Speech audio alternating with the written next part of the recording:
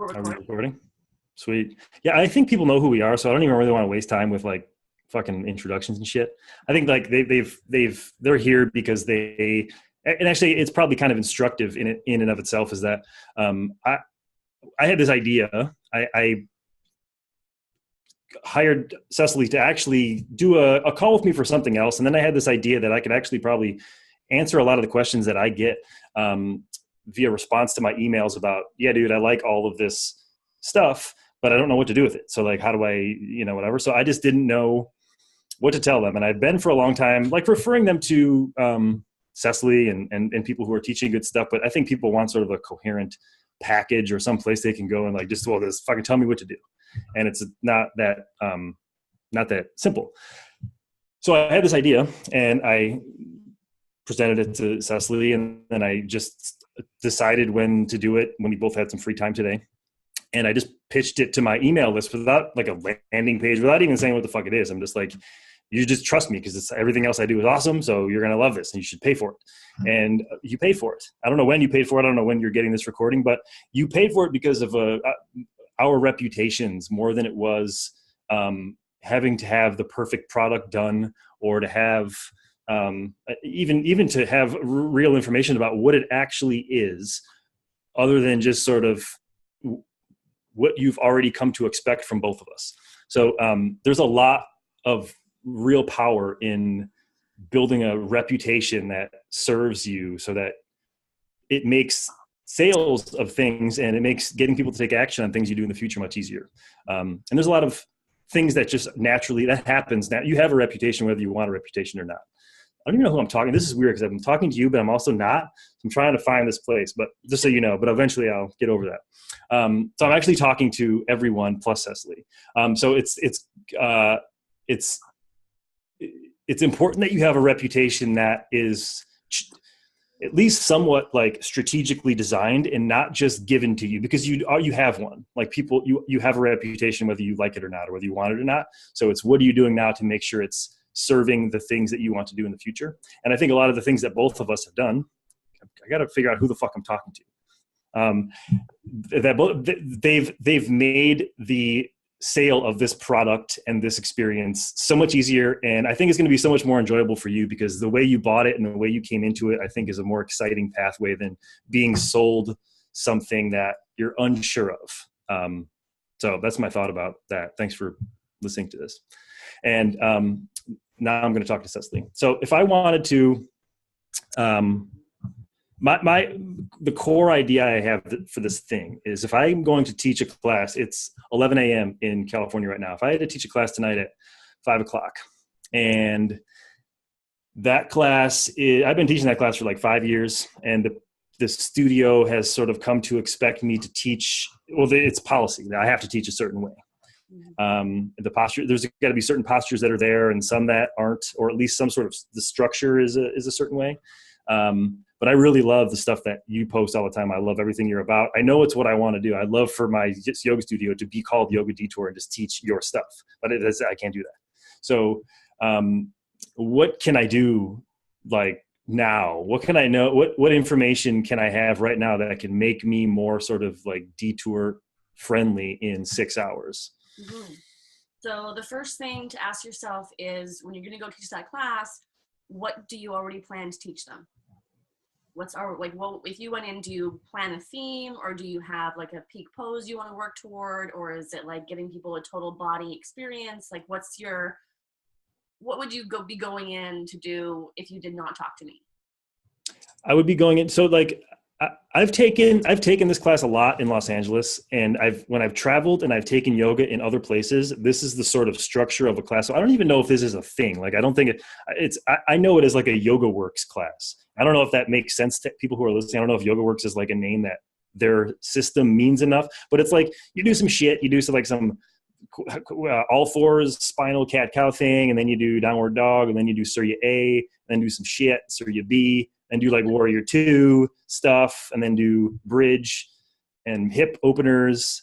Like, I've seen that sequence. It's a flow, and there's not really like, do they ever say like, this is what we're gonna do today? Would you ever say Probably Well, probably in some classes. I mean, I never did, and that, like the way I was shown to teach yoga, it's more just like a vinyasa 2-3 full body. It seems Yeah. like it's sort of all encompassing, like triangle warrior. Yeah. So like, so like I can't just all of a sudden be you tonight because people will be No. like, what the fuck? It like happens through a transitionary thing. So what I find is the most effective way to make a change in what you're teaching immediately without you really having to change anything about what you're teaching is to talk about why you're teaching what you're teaching. So if you're used to going into a room and you're going to say, hey everyone, thanks for coming tonight, let's start in child's pose. And then you just start teaching a class and you just cue them from child's pose to downward dog to this ankle thing to this wrist thing to whatever you normally include in your flow.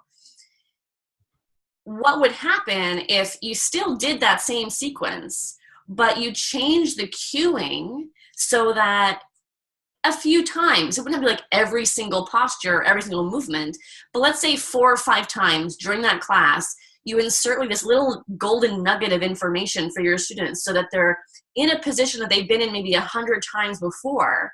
And maybe you get them to do it just like a little differently. Let's say downward dog. So you're in your downward dog pose. What happens? What do you feel happening in your feet when you try and lift your toes off of your mat in downward dog? Everyone's all about like, yes, try and push your heels down, put your heels down. But what if you just let your heels be wherever they are and try and lift your toes? And ask people to watch what happens in the front of their foot and watch what happens up the front of their shin bone and how that muscular reaction happens. Or maybe their toes don't do anything and they don't even know how to connect their brain down to their feet in that way to create that movement. And then I'll say something real world oriented, like, think about how you walk. And if you can't lift your toes up effectively every time you take a step, would or would that not be something that we want to work on, especially as we get older? And then people are like, yeah, obviously I want to lift my toes up so I don't fall down and trip over everything. And they can just work on that and pay attention to that in their downward dog. You're still teaching the pose. You're still abiding by the policies, but you've now given them a piece of information to think about and to take home with them and be like, okay. Genius. I think people will want to know more things like try to lift your toes in downward dog. What can they try to do in warrior? Like they got to do warrior 2. What's warrior 2? So warrior 2, I saw your question about like knee over the ankle. And I think this could like open a whole kettle of worms into the whole alignment discussion, but we'll get there. So yeah, if you want to do warrior 2 and keep your knee over your ankle, fine. But why? Like I always say to people, if you're going to do it a certain way, there's nothing wrong with how you choose to do it. It's just understand why you're doing it and why you're not doing it another way. Like if someone told you it was a bad idea to push your knee forward of your ankle, why would that be a bad idea? And instead I'd say like, yeah, so maybe on some days you do knee over your ankle and other days you push your knee forward of your ankle and see how that feels. Or on other days you do this with your knee instead. And you just move it around the whole time you're in the posture. Teach the shape. Again, so you're still doing the pose. It's still somewhat familiar to the people in the room, but you're just putting a different accent on it. You know, like it's like the same language, but a different accent. So you could do warrior 2, but lift your front heel. And that puts a different piece of information into your foot and into your ankle. Or like in downward dog, try and lift your toes of your front foot and use your front heel to pull that front leg back, and you're going to feel your hamstrings engage, which for most yogis is like important in a revelation when it happens the first time. Or you put the priority on the hip and ask people to explore. If you think of externally rotating your hip, watch what happens to your knee. You know, or if you will relax your hip, does your knee naturally want to track in? And we kind of like don't want to demonize certain positions. Like I don't want to demonize knee collapsing in. I don't want to demonize knee pushing forward of the ankle, because in reality, we want our joints to be able to go in any direction, and for that not to incur injury. Where injury happens is where we do it mindlessly, where we're not aware that we always do it with the knee tracking in. And then it starts to turn into a compensation pattern. And we're just then going to start to experience some kind of imbalance in the form of like feedback or pain or sensitivity. And instead, if we're just conscious of what what's actually happening in the body during that position, and then doing it in different ways so that we're just constantly feeding it new stimulus, then that's good. That would be good. Legit. So then this stuff you could easily apply to, because what I feel and what I've actually kind of been told is like, so like there's you teach great stuff. There's like Trina Altman and Jules teach great stuff. And I've tagged them in things, and I've heard from them more than once that the stuff that I've been doing in the conversations I've been having are good because they're sort of speaking in sort of an echo chamber where their audiences like know all of this, like they know this stuff and they're teaching good classes already, or whatever good means. They're teaching this new modern stuff. But I think a lot of people are still their business is built on teaching like a flow class, whatever that even fucking means. I don't even know what that means anymore. It's I've never even been in a flow class, but I have, because none of it ever flows really. So, but you could take these things and bring these same things into a flow class to make it better now. Exactly. Yeah. Yeah. I think that that's something that it's not easy to do. Like I'll put that out there first and say that it kind of like this whole process, this transition toward a different style of teaching happens in phases. And so the phase I just described to you about the cueing is kind of like phase one, because people are still doing the stuff that they're comfortable with and they're hearing new information. And when they hear new information, then they start to realize that you know what you're talking about, and they're going to start to trust you. And once the student starts trusting the teacher more, the teacher then has way more slack in their leash, so to speak, to be able to then start to veer off that normal track. And so if I ask my students to do something that's weird and awkward, they know I know what I'm doing, and they're going to be interested to see where we're going with that. Like sometimes they'll just say like, I promise there's a point to what we're doing right now. I'm going to get to it. And they kind of laugh and it's fun. So with that, it's like, it can happen with just the language. And then it can start to happen with like a few key movements. So like identifying the things that made a really big difference for you as the teacher in your practice. I think that for me to establish the flow in my classes, I had to figure out how to find it in my practice first.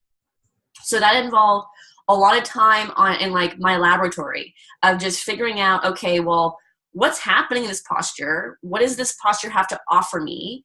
How can I expand on those things? How can I change a posture so that the things I do not want from that pose, like for example, I don't need to do a lot of lumbar back bending. My lower back is super mobile. And so for me to do back bend, I turn that into an opportunity to stabilize the midsection and pretty much not back bend in my lumbar spine as much as possible and try and derive movement elsewhere. But I only figured that out on my own mat when I wasn't teaching. So I think that once I started to learn more and just like develop this crazy huge like lexicon of options, my repertoire of the things I could draw from in a class became endless. So that now when I walk into a room to teach, I don't have to have a list of like, okay, we're going to do this and we're going to do this, and we're going to do this. So I find that is sometimes what can threaten the feeling of it being flow-like.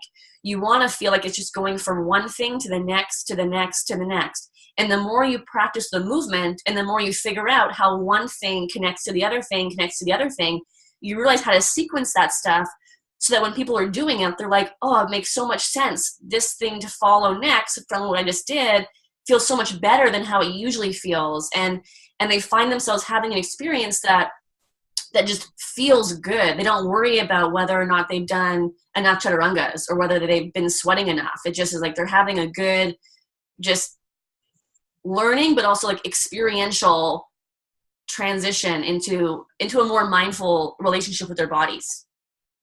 Totally. I wonder if I've ever taken a good yoga class. Like when I hear you talk, like an actual class that really taught me anything real. I've been to lots of, if any of my teachers are listening to this, I love their classes. Like they're fun, and I would leave yoga feeling great. Like that's why I would continue to go. But the next day I never felt better. I didn't feel my body felt tighter or worse or shittier than, you know what I mean?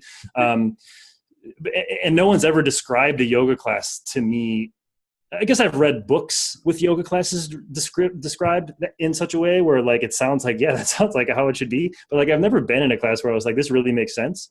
And I think that was one of the things that was sort of, well, before I get to that, I just want to say too that a lot of what she just said about getting buy-in from students and trust from students, a lot of that, like you don't get that by just learning more shit about teaching yoga either. No. So it's important that you remember that, and that you don't just sign up for more fucking trainings and workshops just because you think that if I learn more stuff and I'm a smarter teacher, it's not gonna do it. You need to be able to deliver the information to them in a way that, I just want to add to that. I mean, like, for me, it is about trainings, but I haven't done a yoga training in years.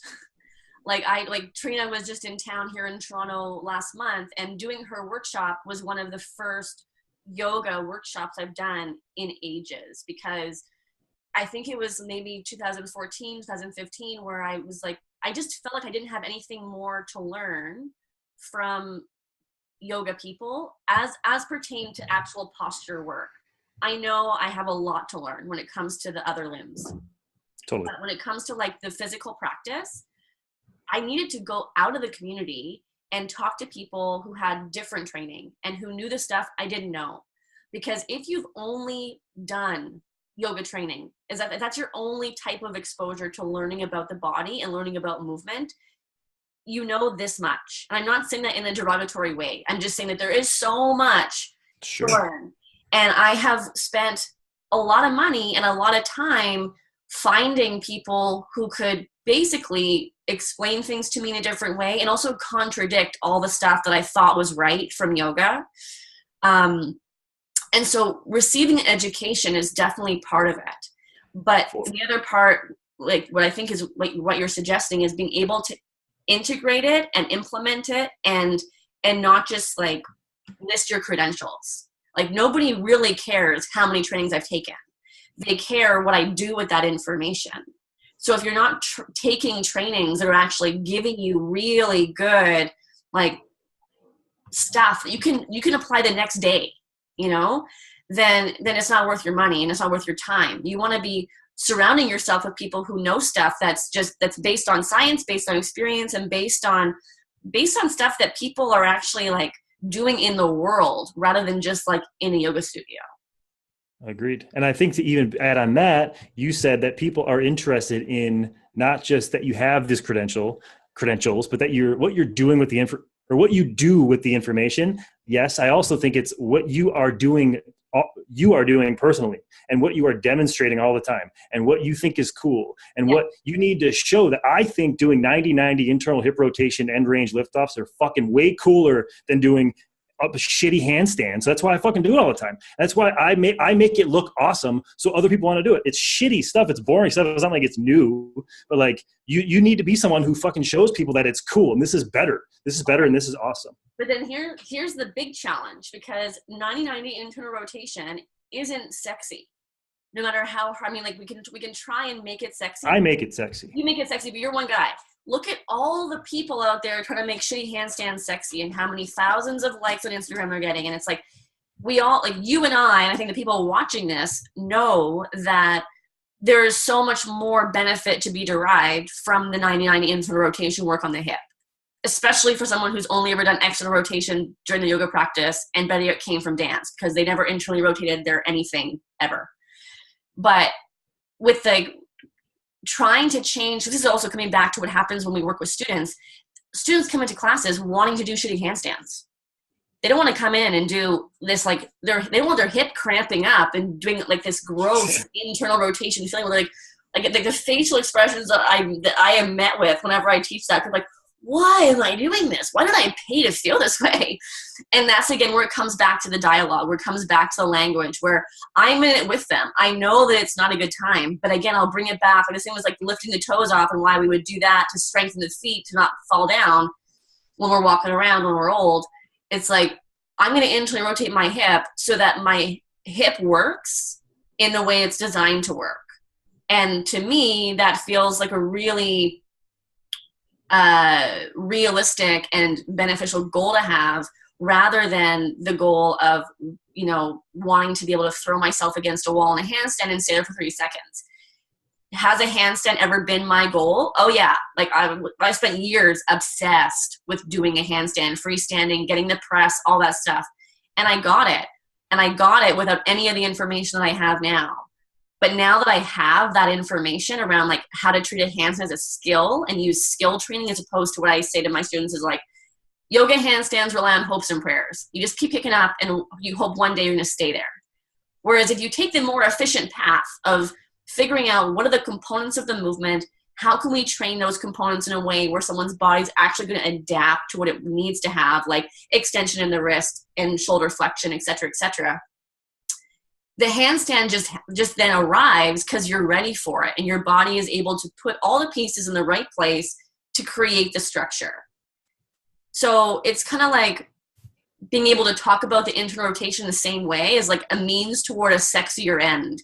But doing the internal rotation in and of itself, people can struggle with. So as teachers, we have to kind of create this grander image for them of like, what you're doing right now is actually really cool. It doesn't feel cool in the moment, but just trust me when I say that what I'm putting you through right now is going to leave you walking out of here feeling like you have a completely different pelvis. Absolutely. And I think a lot of that conversation also, it should be and can be, hopefully, happening between the classes as well. So like, it's not enough for most people to just show up to a class and do the stuff and even get this information from a really good teacher who knows how to deliver it in a cool way. If they just go home and they just go back to going on Instagram and looking at all the fucking bullshit, they're just going to keep falling back into the bullshit. So it's like, it's a lot. A lot of teachers are, they're like gun shy, or they don't like it or whatever, getting in front of the computer, on the computer and typing and sharing and talking about this stuff. Because it's hard and they like to just teach and do whatever, but it's as important as the teaching. Yeah. You keeping people informed and educated and showing them that you're practicing the stuff as well is an important thing. Yeah. Yeah. For sure. And I am, that's what I show a lot of in my Instagram feed. And totally. And I think that, I mean, for people listening, by the way, not you. I know you do. We kill it. Yeah. Like, I think that the more people like that book, like Show Your Work, like as a teacher, show your work, and your work is to move your body in all the ways that you're not good at. Like, we get it that you can do the stuff you're good at, but what about the stuff that you're not so good at and the things that you're trying to work on for yourself? Like for me, for example, right now, like I'm pretty sure I'm getting arthritis in my right big toe. And that makes me feel fraudulent again, where I'm just like, oh, but I do all the foot mobility and I wear toe spreaders and this and that. But it's like my big toe really fucking hurts and that sucks. And I'm 33 years old and I shouldn't have a big toe that hurts like this, but I do. You know what, big toes? I fucking hate big. Like if you take one thing from this goddamn call, work on your fucking big toe. I'm like pissed off that people didn't tell me before FRC that I was supposed to be able to lift my big toe independently of my other fucking toe. I know other people are teaching that shit, so I'm not trying to be FRC fucking whatever, because I know it's nothing new. But like, it's another example of the right teacher being there to give me the information in a way that's like, no fucking shit. Like, and I was a personal trainer and I consider myself really good. I studied super smart Paul Chek crazy shit back in the day, like smart stuff. And I don't remember ever having anyone tell me that my hip should internally rotate, that my spine should fucking segment in pieces, and that my big toes should extend. And that's what, like, so I always drill Hunter, like when I see him, about like, he's very much about, he doesn't like to answer questions like, dude, what's the best hip stretch or what's the best hip exercise I can do? Hunter's like, I fucking hate that question. So I'm like, well, bro, like people are going to ask you that question no matter what. So I think you can't just be like, I refuse to answer, like you got to like have a good answer. And and one of the things that I think he can say pretty like kind of is truth across the board for most people is that they need to work on hip internal rotation, shoulder internal rotation, spinal segmentation, and intrinsic foot control, like big toe stuff. And those things are, but whatever. I want to get back to something that you were just on, which is like, so the groups, they want to come to class and just do a bunch of handstands. And of course, now we know that that's not the best approach to getting a handstand. You should break the body down into pieces. And how do you do that in a class of people? Like 20 people show up. I'm in there. My shit's all fucked up. I'm so far from being in the position to do a good handstand. But then there's this dude next to me who's like already doing them. Yeah. So like, how's that work? For anything, whatever I'm intending to teach that day, I never teach to the top or to the bottom. Like if it's a multi-level class. So I can't teach to the person with the least experience, and I can't teach to the person with the most experience. I will use my cueing in a way that I include them. So when I'm teaching, I'll always say, like, if you feel like you want to progress this further, you could do this, and that would be for more advanced. If you want to do this in a way that feels a little less intense, you could try it this way, which would teach the people who are a little less experienced. But I'm sticking on that in the kind of average area for the most part, regardless of what I'm going to teach. So if I'm doing handstands, I am of the mind that no matter how advanced you get, you cannot do enough wrist prep. So that's how that class would start. We're on the hands and knees, or even to regress that further, we start at the wall. So if I'm, I'll just use this edge of my dresser. So you could have people leaning against a wall like this, because it's less load, right? Like if you put people right on their hands on the floor, for some people it might already be too much. So we could walk the hands around in different positions, feel all the things, and I give them to on the other side of their hands, feel all the things there, get the fingertips involved, work through those intrinsic muscles like in the feet, do some wall push-ups. And then I'll get them to do smaller movements. So we like to work like finger tap stuff like this, which is the same as trying to lift your big toe. Mm-hmm. Right? So trying to get each of the fingers to lift off individually, and people will notice how unintelligent their hands actually are. And then I don't just say like, meh, your hands suck. It's like, okay, well, why do we want to make the fingers work like that?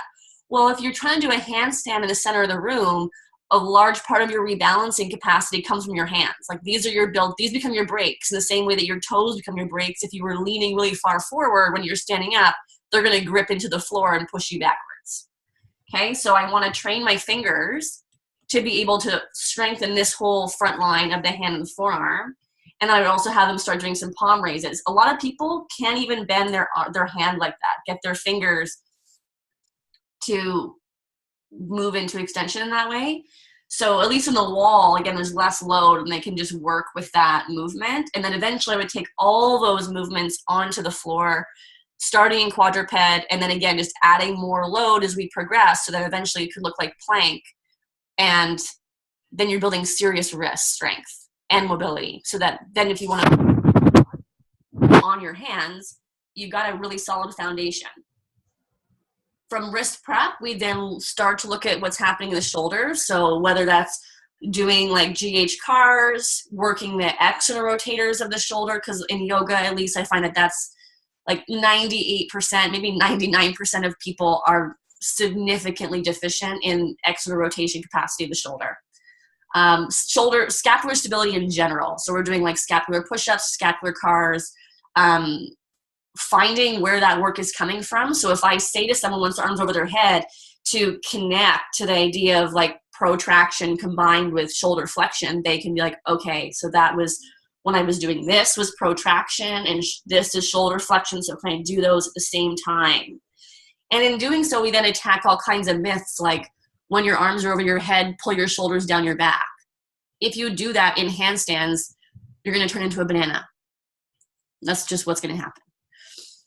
And then we might throw in we might utilize that like shoulder movement and develop into some kind of flow where through that flow, I can start cueing them with more abdominal engagement, more transverse abdominis, like bracing feeling, getting an awareness of what's happening through here and connecting what happens like through the midsection of the body when the arms go over the head. So if the arms are going up and we're really like tempted to go out with the ribs, that's usually an indication that we need to do more work on the shoulders so that we're not compensating for the lack of shoulder mobility with spinal mobility instead. So it just turns into really like an assessment protocol kind of, where it's like, notice your body, notice how your parts work. Can you lift your arms over your head? if you have a hard time sustaining this move, like if I ask the whole class to keep their arms over their head for 60 seconds and they're dying, why would it be a good idea to put them upside down and put their weight on that? No one ever asked that question. So what I'm wondering, just as I listen to you describe, so like I'm guessing this is sort of like what a yoga detour class would be like. yeah. So if I was to like, you're going to create, or you already have, when depending on when someone's listening to this, you already have a licensing program for your stuff, and I want to license yoga detour. Is that like how a class is structured? You sort of break a final position into a bunch of different parts, kind of? Is that how you work it, or is it different? So usually we teach people to lead classes in 3 different ways. So one of the ways would be like this, like a peak pose, where you set out as a teacher to have like a goal in mind, whether it could be something advanced like a handstand, it could be something not so advanced like chair pose or triangle, you know, where it's just looking at this, at a standing posture and saying, okay, well, what's happening in that posture, and how could I help everyone understand each of those little pieces in a way that's going to enhance their understanding of that ultimate pose. The other option would be to teach something according to a theme. So what I started doing here in Toronto is, with my class, I'll rotate 3 different themes, which are hips, shoulders, core. And that generally turns into upper body, lower body, and global movement. And what I found worked really well about that, I've been doing that now for a couple of years, and it was just like a whim. I don't even remember what my agenda was when I decided to do that. But one thing I noticed right away was that people really like to know what you're doing ahead of time. Like sometimes I would totally forget what today was. I'd show up and I would say, so is today shoulders? And the whole room would be like, no, it's hips. And I was like, cool, we're going to do hips. So like there's a following there. People are coming because they have come to expect something. And yet it's different than what it used to be, where they were coming expecting a performance of some kind. You know, like they wanted to be put through their paces in a vinyasa flow style. And now they come expecting to learn something, or they come expecting to be able to address that certain area of the body. Like some people will only come if it's hips day, or they'll only come if it's core day because that's their favorite. Or they have a shoulder injury and they don't want to come on shoulder day because they're worried they can't do a lot of the stuff on shoulder day. They want to just let it rest, you know? So it helps them feel like they have some kind of preview of what to expect. So there's one reason why it works. And then for me, it gives me not a template, but as you can see, just the way I talk, like you can say a word and then my brain just starts to go, and I can just build that class because I have the huge repertoire. And so if I say, okay, hips day, I'll be like, okay, so do I want that to be about rotation? Are we going to do a bunch of 90-90 work, working external internal rotation? Or do I want that to be about hip extension? And if it's about hip extension, then I could do a big day on hamstrings and glutes and then lead us into back bends toward the end of it and show how it's all relevant to back bending. So there's different ways that I could approach it. And same with shoulders. Like some days it's going to be shoulder mobility. Other days it's going to be shoulder stability. And some days it might be a bit of both. And then the third way we teach people to teach classes is just like general movement stuff. So if you want to teach a class where it's just like nothing specific, no specific end pose, no specific theme, you just want to be able to go head to toe through the body and make sure people walk out feeling good, then how can we do that? And that would, for me, usually include a pretty thorough mobility routine. So doing, whether it's like the morning routine from FRC, like all the cars, or paying more specific attention to certain areas of the body. If I can just get a read from the room that like no one has ever worked their big toe or needs more footwork, then that's what I done on Friday. We did the first like 15 minutes of class was all feet. And I just like worked it up the chain into the knees, into the hips, and then into the spine, into the shoulders, and eventually went up with like the head, and then come back down onto the hands and knees and work into the wrists, and et cetera, et cetera. We address the whole unit. And then I'll make that into more global movements. And in my mind, it's like I might have a little bit of an agenda where I know by the end of the class, I want to take them into a place that's less familiar.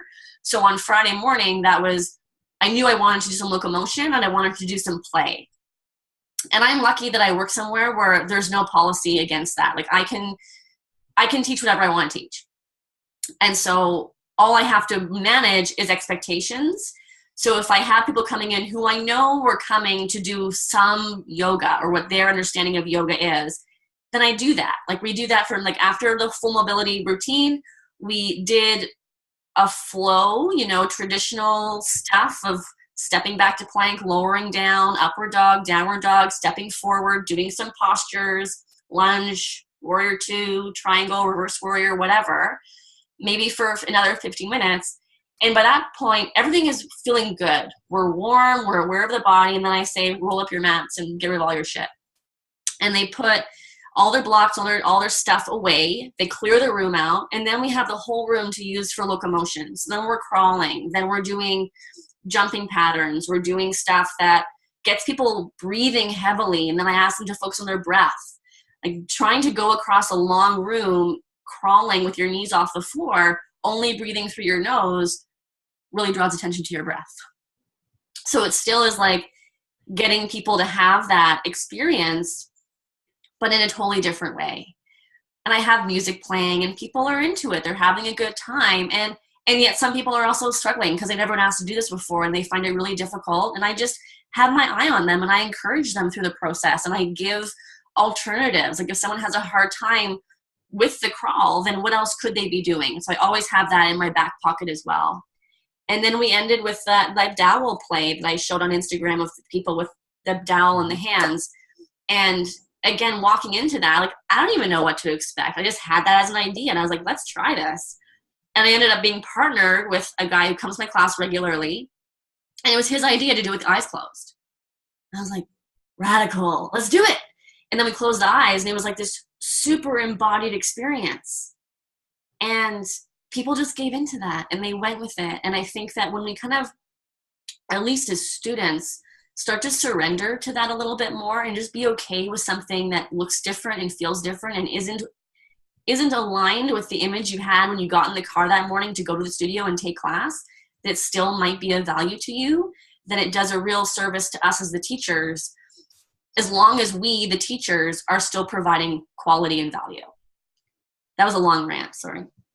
No, it's good. It's great shit, man. I have a lot of things to say, but before I even get to them, I think what I can hear definitely is that like, so I'm actually not going to teach a class tonight, so I don't even need to know. But if you are listening, I think you should book a consulting call with Cecily because I think she can take whatever you are teaching and just help you make it better in the way that it needs to be for you to make it work. And a few people actually asked about this, and I actually want to know as well. Is like, two questions. One is when you started to make kind of bigger changes, when you had like the moment of realization or whenever that was, and you started to change the way you taught, what happened? Like, how did it work? Like, did people buck and did they run? Did they stay? Whatever. And let's start with that question.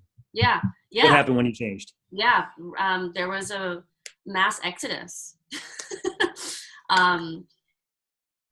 So I'll preface that by saying that teaching group classes has never been my full deal. Like I do a lot of private work.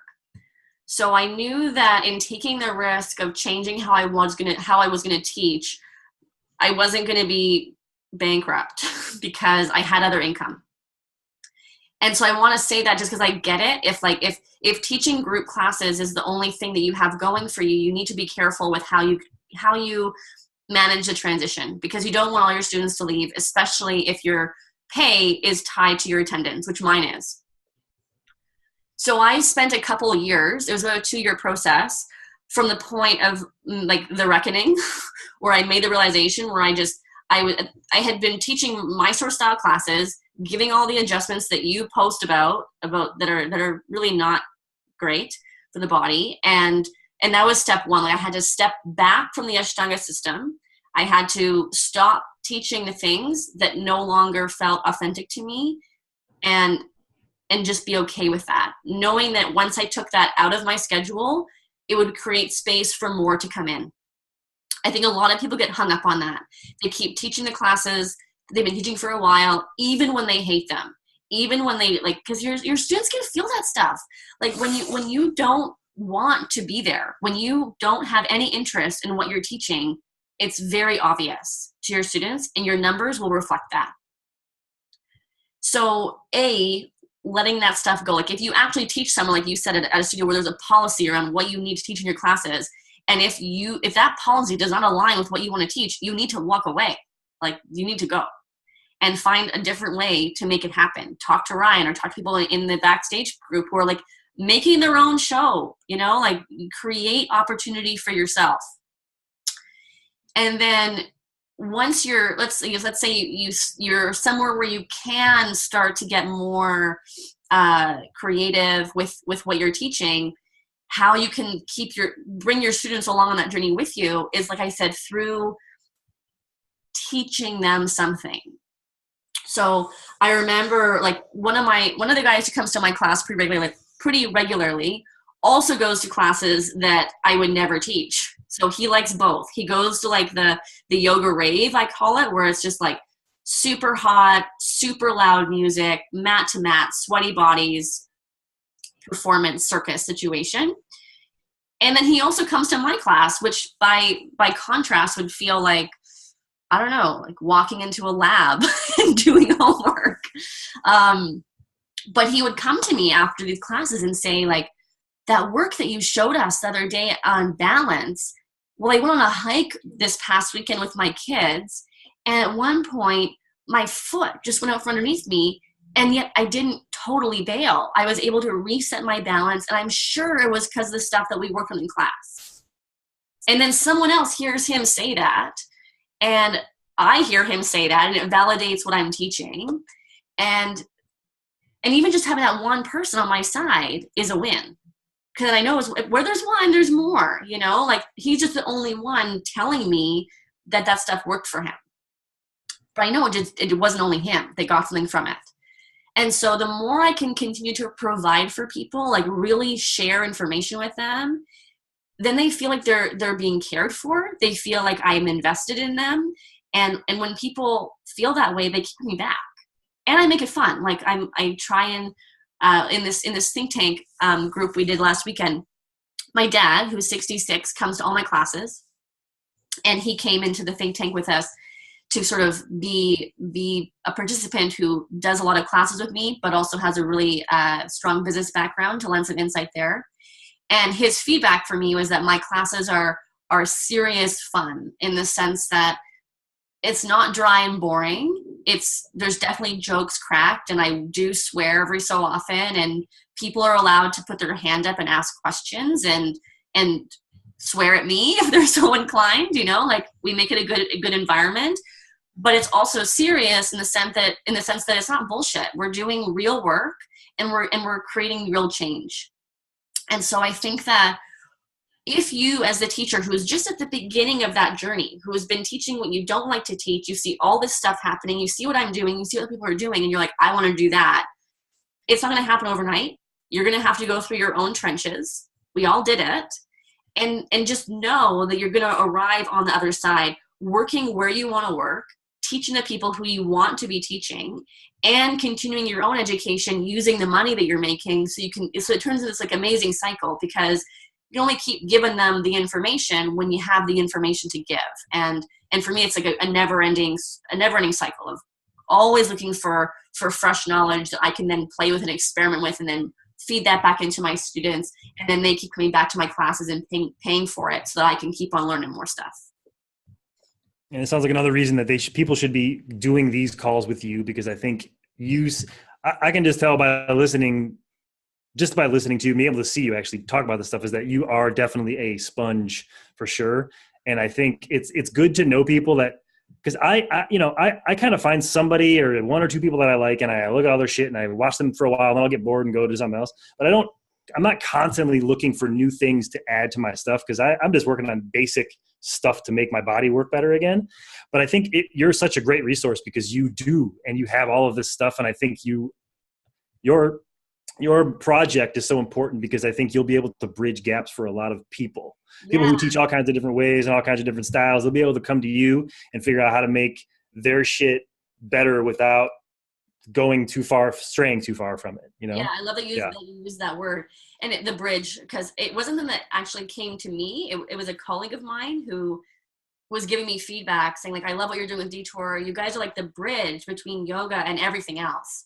I was like, yes, that is it. It's funny, you know, like when you can't see it for yourself, but that really is what we're trying to do. And that's why, like, for anyone out there who is trying to figure out how to make the connection, I want to talk to you about like what it is that you're doing and what it is that you want to be doing, because I'm confident that I can help you navigate that path from whether it's in your practice, like if you just don't know how to start shifting what it is in your own movement practice to make your body feel better, because I get a lot of those questions too, to shifting your teaching practice and starting to infuse little bits of different information in a way that's not going to scare people away. It can start small, you know, like we can zero in, like if Ryan came to me, if you came to me and you said, so in my own body, I noticed that I struggle with the foot stuff, the big toe and shoulder internal rotation and spinal segmentation, then I would give you tools to do in your own practice to work on that stuff. And we could talk about the cueing of those movements. We could talk about which postures those movements are relevant to. And by learning it through your body and through your practice, then you can take it into your class. And it just feels so natural because you already understand it. Super smart. There were a few questions that I think we kind of talked about, but I also just want to make sure, I think just straight up, just bringing them up. And one of, I don't even have it up, but I think Jules will want credit. I know she will. So Jules asked about breathing, and like, so in the video of my class, like I didn't really cue breathing very much, but I think it was more because I was just so fucking nervous about the video that I just didn't teach. I'm happy with the product, but I didn't teach as if there was no camera there. So I think I just didn't do some of the things I normally do. And I don't cue inhale, exhale, crazy shit like that. But what are your thoughts on teaching breath inside of a yoga class? Yeah. Not your yoga class so much, even though it's kind of probably the same answer or not, but like a class that isn't a good, like the hot class that you described that guy goes to, the rave class. If someone teaches a rave class, what should they do about teaching their breathing stuff? Yeah. Oh, there's so many good things about breathing. I'm really into breathing right now. So what I ask people to notice when they're teaching that style of like hot, sweaty flow vinyasa is watch how people are breathing. And notice if, despite your cueing, like let's just put the cueing on the shelf for a second.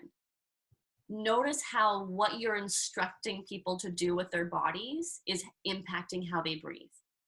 So in other words, are they breathing through their nose? Are they breathing through their mouth? Are they heaving like big chest breaths? Are they out of breath? Or do they look relatively relaxed, relatively calm? And where all this ties into is the nervous system. And this, when I started to dig in deeper, was so mind-blowing to me, because we don't really talk about the nervous system in yoga trainings. Like when I completed my teacher training, I had no idea what the nervous system was. I didn't know why it was relevant. I remember a visiting teacher came through Toronto and I did a workshop with him, and he mentioned it as a justification for why it doesn't make sense to go from one pose to another pose. Like it'll upset your nervous system. And I was like, what's that mean? And he didn't have an answer. Like he just like kind of danced around it. And I was like, so you just dropped a really loaded word and you don't even really get why you use that word.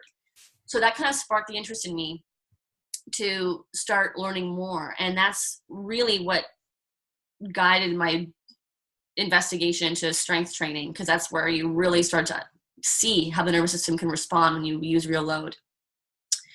So with breathing, when we're mouth breathing and or chest up high breathing, because they usually go together, we're in fight or flight. It's sympathetic nervous system overdrive. Most people who come to those classes are already in that state all day long. Like here in Toronto, they're working downtown in the financial district, maybe even on the trading floor, probably breathing through their mouth the whole day because they are stressed. Like if you think of like when you are stressed, you are breathing like you're afraid. Every movie, watch them, you'll see everyone has their mouth open when they're supposed to look afraid. And then they come into yoga class, and again, it's like a sympathetic overdrive situation. And for me, when I made the connection, I was like, well, that's not why I'm teaching these classes. Like, I want people to be walking out feeling, oh, okay, I'm ready to move on with my day. I want them going to parasympathetic, at least by the end of the class. So at least by Shavasana. So as a teacher, when you're teaching your class tonight, look around the room at the end of the class and notice if people are breathing heavily. Are their stomachs moving? Or is the stomach totally rigid and is all the breath up here in the chest? When they go into Shavasana, are they breathing with a pause between the exhale and the next inhale? Or is it just a constant like in, out, in, out, in, out, in, out? I think it can start there, just again with observation. And then when we talk about cueing, I still cue some breathing, but I don't do it because I think I need to. It's just almost a habit. I'm not doing it in a really consistent way. Like when I used to teach Ashtanga, it was all like inhale up, exhale down, inhale chest lifting, exhale step back, total choreography. So it's not that much anymore. But the way that you breathe is still going to have an impact on how you experience a movement. It's funny you brought up Paul Chek. My trainer is very informed by Paul Chek as well. And we listened to the podcast he was recently on through the On It. It was On It podcast. And he talked about how when you go more into a fetal position, so that could be like the bottom of a squat, you should be exhaling. And when you leave the fetal position or you're in a more extended position, then you're going to be inhaling. And normally I would do that totally the opposite when I'm doing squats, for example, like inhale and then like into the bottom and then exhale on the way up. And so yesterday I switched it and I did it the opposite way. And I found it was way easier to, first of all, breathe through my nose the whole time. So I was doing like just sets of 10 doing front squats.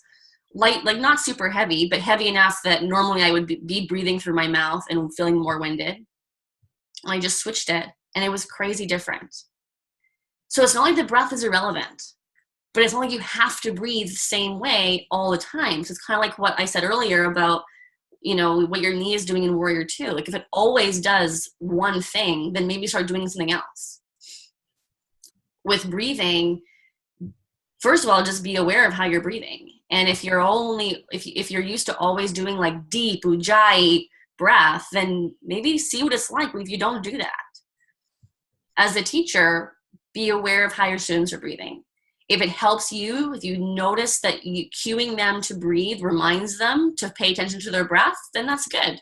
But if cueing them to breathe starts to take over your entire teaching script, then drop it and just teach what you want to teach, and they'll figure out how to breathe along the way. I agree completely. Yeah, I think that my guess is the questions are mostly about is ujjayi good or bad, is what I imagine a lot of people want to know. Someone asked me that sometimes, just like the other day, and I was like, what is ujjayi breath? How do you understand that? And that, like, I think a lot of us, it's like, what is mula bandha? It's like all these terms that we've all kind of been taught mean a certain thing. And so it's hard to answer that without understanding what someone's unique individual understanding of ujjayi breath is. Like if ujjayi to you just means breathing through your nose with a slight bit of sound in your throat, constriction in your throat, yeah, sure, go for it. If ujjayi means to you like deep breaths that everyone else can hear, it's probably a bit excessive. You can probably take that down a notch.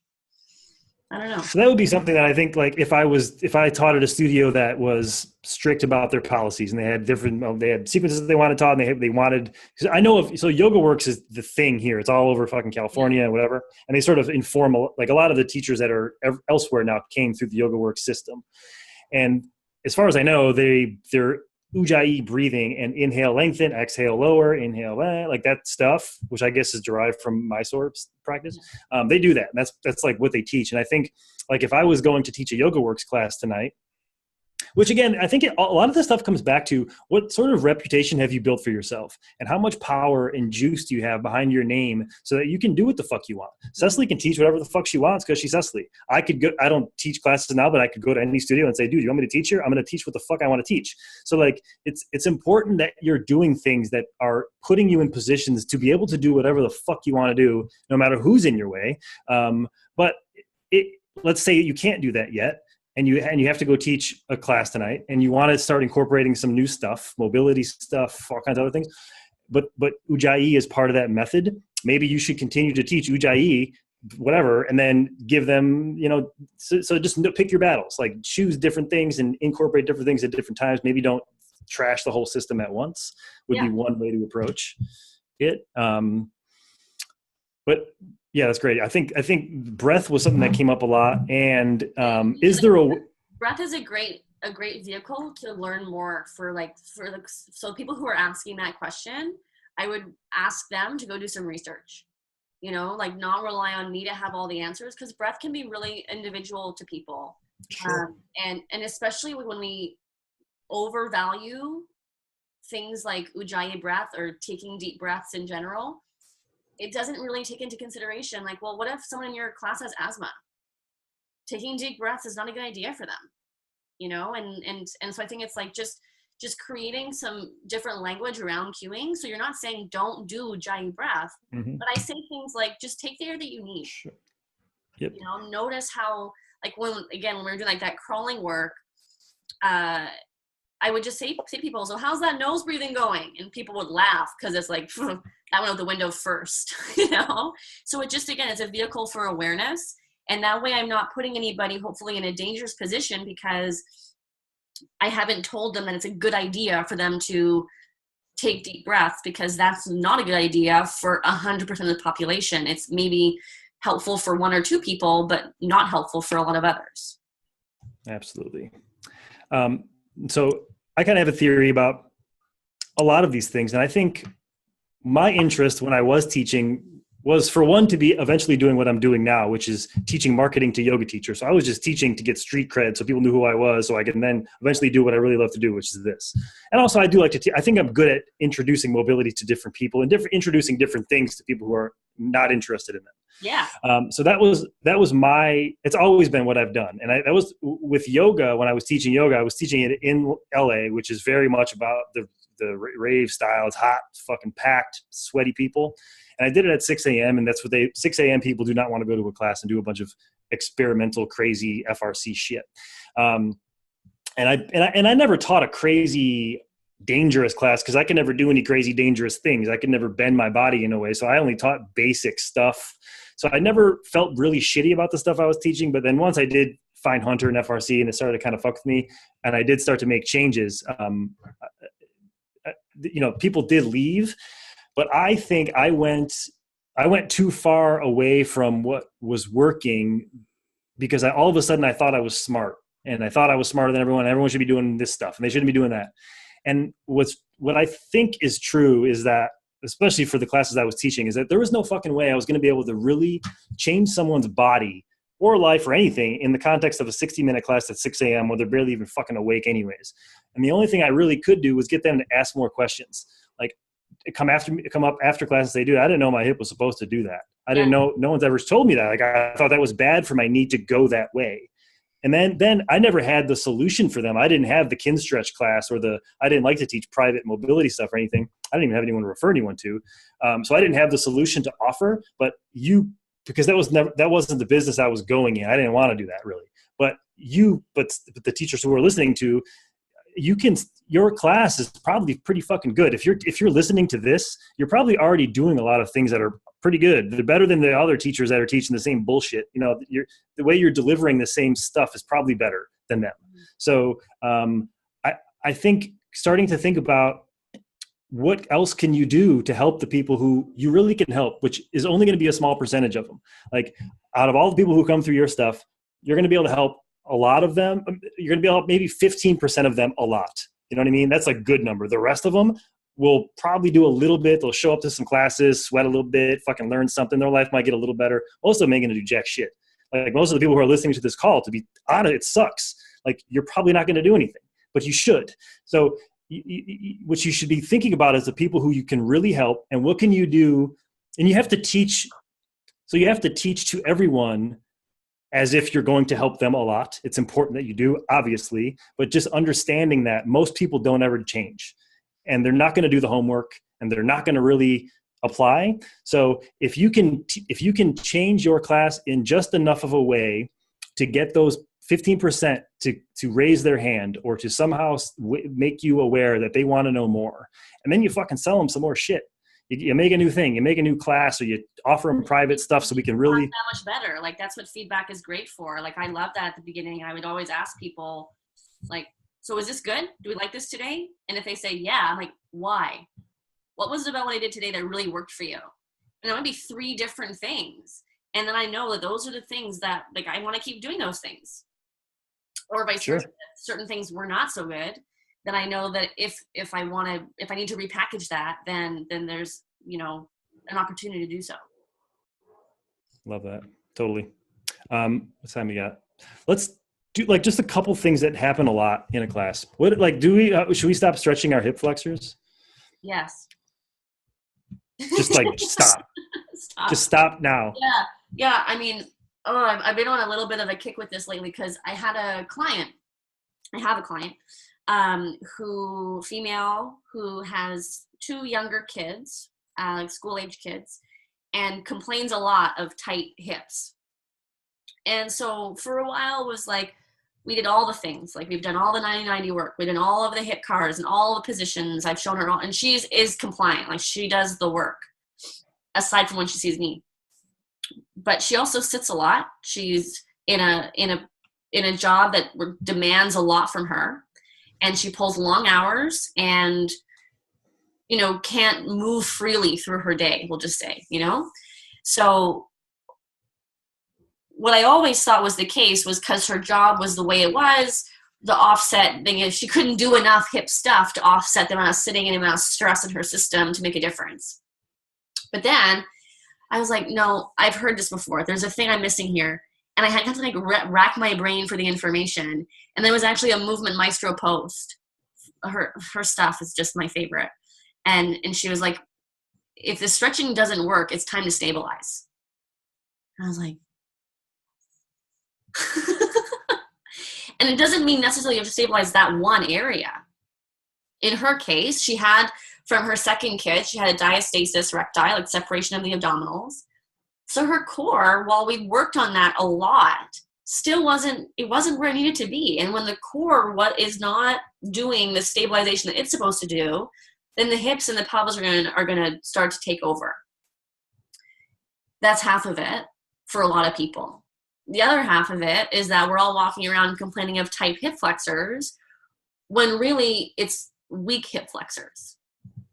And from all the sitting and all of the lack of range of motion that they're exposed to, they just don't have any capacity to them.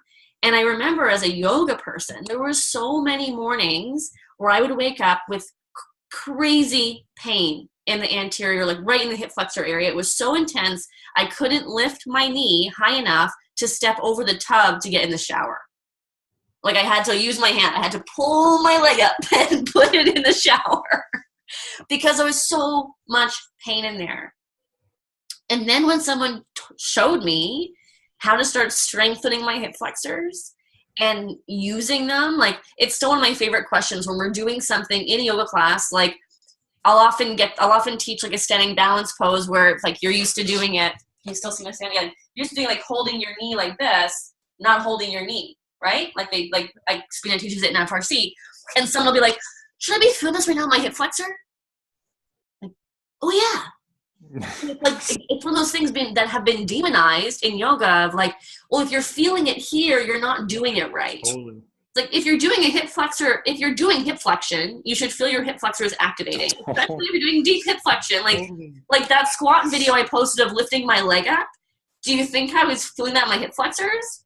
Yeah, they're on fire. Like there's actual smoke coming out of my hip flexors. For sure. And it's like, it's just become a thing. And Navasana, boat pose, is a perfect example of that, where everyone's just like, if you're not feeling this in your core, you're not doing it right. We don't want to feel it in the hip flexors. It's like, it's a hip flexor. I hate those people. I fucking hate those people. I swear. Oh my God, that's so funny. So I'm actually like, so I don't know how I'm going to deliver this thing yet, but in the email you got about this, I'll include a video of something that I did with Hunter. And I think if a hip flexor thing, Is that the which one is in a over the similar, barbell? The one where you're like in that, a no, but that's good. I'll add that one too. But the one that's like similar to something you would do in a yoga class, which is like you're in a lunge position. So like with your, like a half kneeling lunge with your back knee down. And instead you do pails and rails for fucking hip flexion and extension. yeah. So one thing that Cecily said earlier that I think is important about like stretching your hip flexors. It's like you shouldn't just be stretching things just to fucking stretch them. It's like the reason there is reason to stretch stuff sometimes, and you do it like an FRC, you do stretch, but you're stretching to put the joint in a position to train it. It's like there's a reason that you're the reason you're opening your hip flexor now is because you're putting your hip at the end of its extension so that you can do flexion extension work with the hip and extension. Yeah. So Yeah. I mean, I'm just going to show something because this is what made, so I did the FRA course. Hunter was there. And one of the things that they're very clear about is how the majority of the adult population is deficient or like has very limited range of hip extension. And so I'm sure he did the test on you where like you're lying face down on the table and the pelvis has to stay totally neutral or even in like engaged in it, so it can't go into like spinal extension. So no movement in the lower back, and can you lift your leg off the table? Most people have a hard time with that. mm-hmm. And so if you have a hard time with that, that's an indication that your hip flexion or your hip extension isn't really there. And yet people are doing this in every yoga class. Yep. Oh yeah, you know, like right in, like just, and you can see that if I do that, what's really extending? Yep. This guy. And it's like, yeah, I feel things. Like there's a sensation happening here because I'm pushing myself against it. So I'm going to feel things, but I'm not training it to do anything. So like if I was going to train hip extension in a similar position in a yoga class, it doesn't look like just pushing forward in that way. It looks like keeping the knee right now, I'll do this a little bit down. Yep. The knee is under the hip. And can you turn your butt on? Totally. That's it. And just by turning your butt on, you're going to feel like, okay, there's stuff happening here. I'm now training a muscle.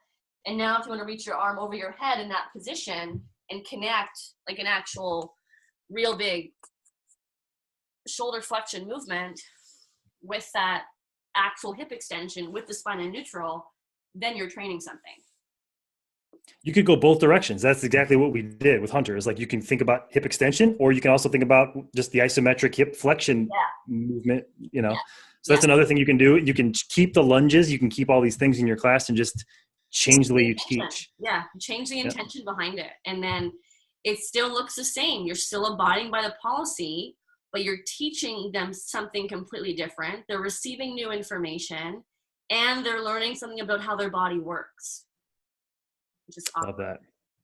Love that. So I think we're going to talk more about this off the air, but I think these calls could be awesome to do them a lot. I think we should do them and talk about what that could look like monthly or something. I don't know what that even is or whatever, but I want to discuss that more.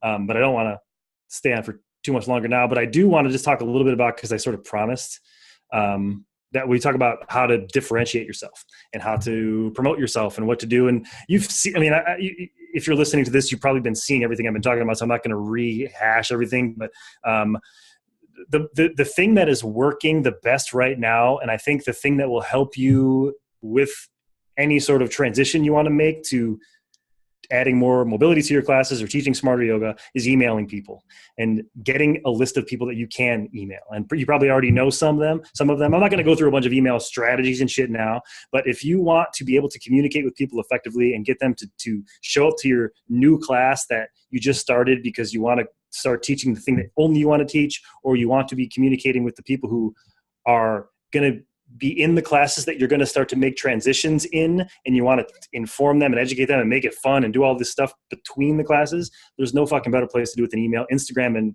Facebook are just not enough. I'd been doing email stuff for clients for years, and I'd see them making shitloads of money, and I was doing all the work and resenting the fuck out of them. But like when it came to my own stuff, I would just like always had this resistance to it for some reason. And I've been doing it hard for the past 6 weeks only for me. And then when I was teaching, I was doing it a lot. When I first started teaching yoga, that's how I built my class, was just email marketing and Facebook. Didn't even use Instagram. I fucking killed it. I got away from emailing and I made less money. There's a direct correlation between the number of emails you send and how much money you make for everyone in every business. It doesn't matter who you are. I don't care what the fuck what you do. I don't give a fuck if you teach yoga at all. Whatever you're doing now, send more emails, you make more money. So a chart of that for your Instagram, like a matrix chart of totally. I could make one now with my analytics in fucking, I wouldn't even need to make it up. It's like I'm watching this shit. It's crazy. Like today was fucking nuts, by the way. We'll talk about that later. So you send more emails and make videos of you talking. And even when they're shitty, there was a period where there was a period where people were saying you have to make videos, like, I don't know, 2005 and 6 and 7 and 8 and stuff, when YouTube was kind of new and fresh. And then because I've been following the marketing space and fitness and stuff for a while, and everyone was doing it. And a lot of people, you'd be like, yeah, dude, you probably should be making videos. You're kind of annoying. But now what I'm seeing is even the people who, like, when I watch them, I'm embarrassed for them, or I don't even want to watch it, or I don't watch it. They still have a bunch of people who are fucking paying attention to them. Like it doesn't matter if I like them or not. And what happens is there's a lot of cool things that happen with the video, but I think one of the most powerful and most potent and impactful things is that when people have seen you speaking on video and then they read your other stuff and they see it makes that stuff play better. Like they can hear your voice and feel you, and they're more tolerant of you. Like if I wasn't making the videos that I've been making for the past little while, there's no fun. I could never have gotten away. Well, maybe with the email I sent today, which is just aggressively saying you better pay, but it's because they know I'm just fucking around. They can hear me saying this shit, and they're like laughing with me as I'm saying it. So it just makes the tolerance to you asking for money and asking for action and asking for support, or asking for you to go to the studio manager and say, we want this teacher to bring this cool new mobility stuff. So like all of this shit is just easier when you do good. It's not even marketing. It's just effective communication and building a platform for you to do whatever the fuck you want to do. So yeah, I just wanted to get to a couple of things, and sending emails and making fucking videos are like two things that you can keep resisting, but you're just falling behind. So the quicker you start. Add my experience to that, since I'm on the receiving end of your wisdom. I have never sent emails in the kind of just like to send an email based on what I'm currently thinking about style, up until this past week, where I always just did like templates and graphics and here's what's coming up this month and spring offerings, like the stuff that I was used to seeing. That's what I started to create. And there was always something about it that never felt all that interesting to me. Like it was boring to create those. And every so often I'd slip in some like a funny gift, like, oh, some personality, let's add something that's actually funny into this. And yet I never, like, it would be like months in between emails, because I myself was just so bored by having to create them. Just like teaching a class, if you're bored creating it, people are going to be bored when they receive it. Whereas when I now write, like, I've only written 2 emails in my sort of, as Ryan calls it, like the non-pretty style of just like putting the words out there and send. And those have been the quickest to create because it's stuff that's really easy for me to say and talk about. And they've delivered the best response of like people actually replying to the email and saying, I totally get this and you get me. And I want to know what else you're doing, because what you're doing is what I'm doing and we need to do this together. And so it has opened the realm of community to be so much broader for me. And it feels like I'm now connecting and communicating with real people, because like Ryan said, whether it's the videos or the emails, you're presenting yourself in a way that you're showing your humanity, like you're a real human. You're not just this, image behind photos and other graphics. So yeah, it can be scary to put yourself out there in that way, but the reward is worth the risk. 100%. And I think just one final note on this. Also, not needing to be, well, this isn't even new. People have been saying this for fucking years. There's books coming out today probably with this title. So it doesn't need to be done for you to start talking about it and for you to start sharing it and to get people on your team. So like this thing you're listening to right now, you bought this I knew Cecily and I had talked before, and we've been talking and working together now. So like, I knew there would be a good conversation to be had. I didn't even know what the fuck. I knew what we were going to talk about, but not what it was going to be. And I just presented the idea to a group of people who have been paying attention to me because I've been doing these things, emailing and making videos, and they love it and they're into it. And this stuff, like Cecily and I talk about this stuff all of the time. So you got to have this kind of experience with us, that you can find information about mobilizing the body and doing stuff on the internet for free, but you're here and you paid for this because of you connected with she or I on some level that just made you trust us, because there wasn't a whole lot of information. By the time you're listening to it, there may be more available. I don't know. But like the people who initially bought it, there wasn't. They're just like, you know what? I know this is going to be really fucking good. And it's because I do the things that, and we do the things that we do and the things that you should be doing. And before we go, I knew going into this call with her that I was going to pitch for her. And I want, you should absolutely be taking her up on, the consulting call she does. They're underpriced right now. So like, if you hear this soon, you should fucking take advantage of it before the price goes up. Cause I'm going to tell her to raise the price soon. I don't even want to, we're not going to talk about what the price is, cause I don't know when you're listening. It might be way more than you can afford by now, but you should still ask her. Especially if you're hearing this when it's fresh, because I was going to pitch just as just because, of course, she's doing for me, I want to do for her. But now just listening to her, if I was still teaching classes, she's got the fucking answer. Like she has the answer that I would need to be comfortable teaching what I needed to teach to make transitions. I can just tell. I think you can take a lot of this stuff and make your class tonight better. Just lift your fucking toes and down dog, stop smashing your heels onto the mat and take some of this cool breathing stuff and your shit's going to be better. You're already teaching better. But if you really want to get specific and talk about what you're teaching and how to make it better for you now, clearly you should be talking to her. It's fucking obvious. So take her up. There'll be a link somewhere. You can contact either one of us, obviously. But wherever you are getting the link for this, click that shit. Give her some money. She'll help you. Yeah, totally. Is there people like to get resources, books, ideas for books. File back here. What's that? Yep. I have one. Guide to Better Movement by Todd Hargrove. This is big in the FRC community. Everyone loves it. I rate it. What's your next play? You go. Love that one. Go again. Yeah, so Move Your DNA is on our required reading list for teacher training. This one is really good too. The New Rules of Posture, Mary Bond.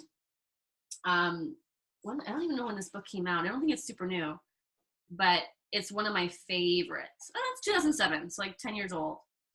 So good. This is the book that we use for anatomy because the pictures are big and there's good information in there. This one I just found the past year. It's super dense, but it's really good. It's in the UK. I had to special order it. It took a long time to get here.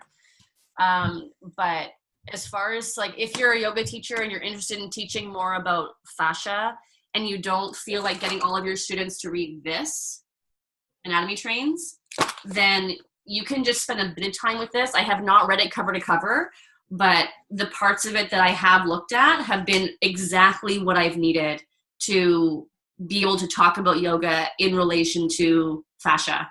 And it's called Fascia Anatomy and Movement by Joanne Avison. Sweet. I'll put links. So if you're listening to this, by the way, and you're like, what the fuck are they talking about? There'll be links in the email, etc. So if you miss something, no worries. This one is also crazy. It's if you're looking at taking a deep dive away from your yoga textbooks, that one. Stability, support, and performance. Yeah, it's full. And this is I think for personal trainers are going to see a lot of stuff in here and be like, oh yeah, no big deal. It's a lot. It's a giant information lexicon. So there's that. And to stay true to my roots, I'm including an Ashtanga book just because I'll tell you why. So this is my favorite Ashtanga book. This is one of the teachers I worked with. His name's Petri. He's from Finland. And the reason why I love this book is because it's beautiful. There's just like really nice photos in it. And I think that this is a large part of what attracts people to this practice. It looks nice. And so if there's something about Ashtanga that you feel resonates with you and you just like the way the shapes are and you want to make the shapes with your body, then like, I'm not going to ever tell you not to do that because like I haven't thrown the book away. I still think it's beautiful as well. I just think that we can do this stuff in conjunction with other stuff and end up walking around in bodies that feel really good as a result. I agree completely. So, I think this is actually what I wanted to talk about first, but let's finish with it. Is that I think, and it may be opening a whole new fucking can. So like, and I've never even, I posted about it, but I don't even know if Cecily knows that this is what I think is the worst thing. Is besides being just a jag-off teacher who I talk about all the time, obviously, is to continually, if your teaching is always reinforcing the idea that your body is tight, like mechanically tight. So like if you feel like you need to stretch muscles or stretch things to make it right, that I think is just fucking dangerous. And one of the reasons that I go after these Ashtanga people so hard is because they're doing like the most extreme demonstration of that by not only is your shit tight and you can't stretch it, I need to fucking stretch it for you and to access something that you didn't have access to.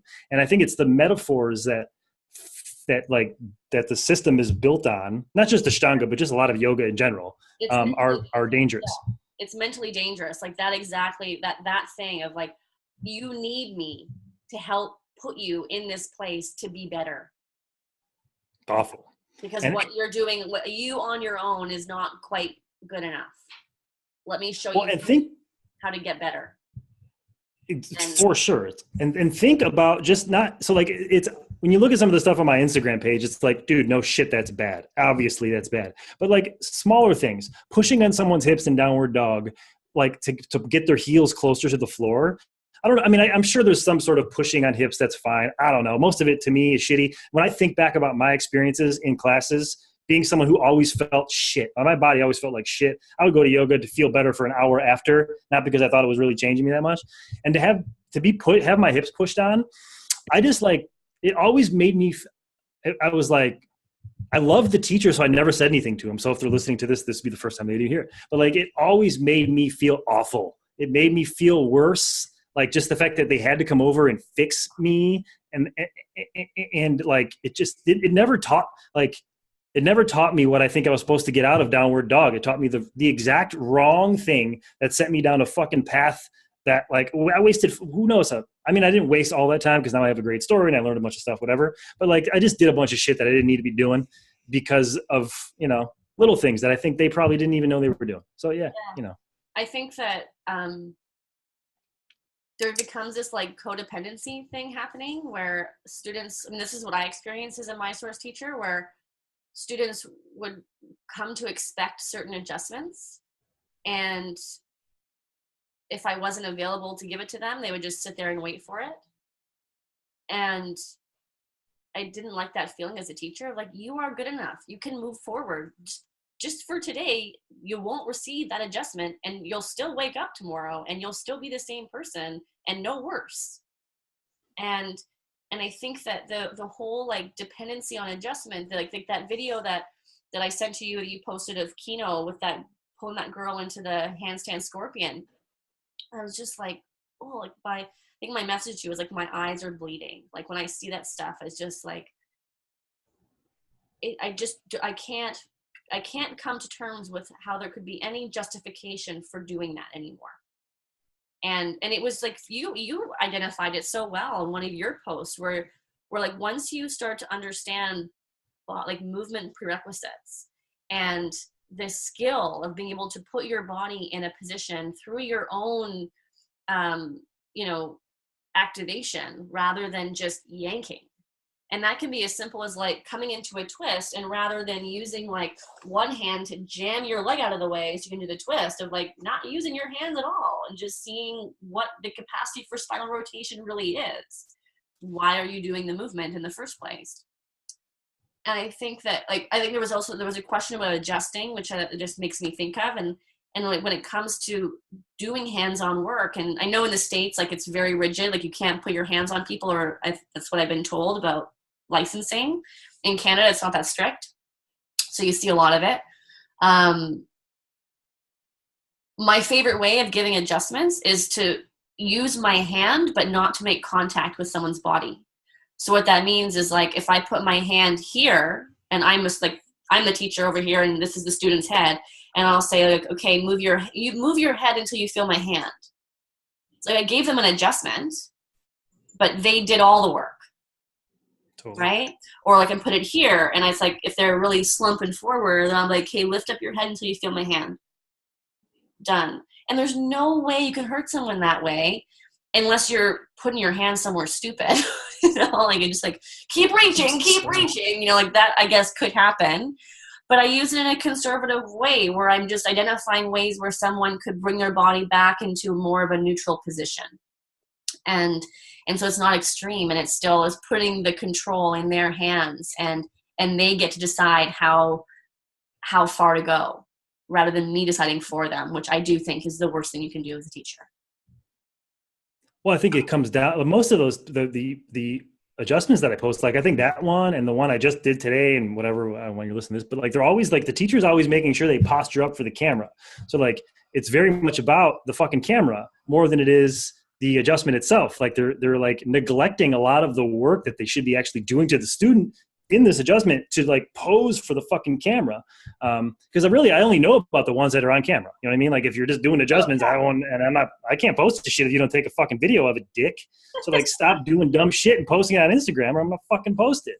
But I think there's one-upsmanship that Instagram has just created where you got to do a better thing. Yeah. Like everything's been done now. What are you going to, how much more can you bend?